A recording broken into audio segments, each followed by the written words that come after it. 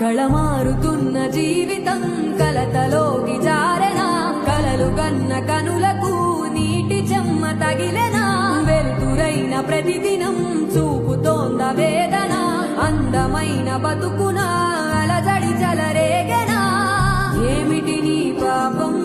ఏమిటి నీ నేరం చీకటి ముసిరిందే చిటికల్లోనా తీరదు నీ శోకం మారదు ఈ లోకం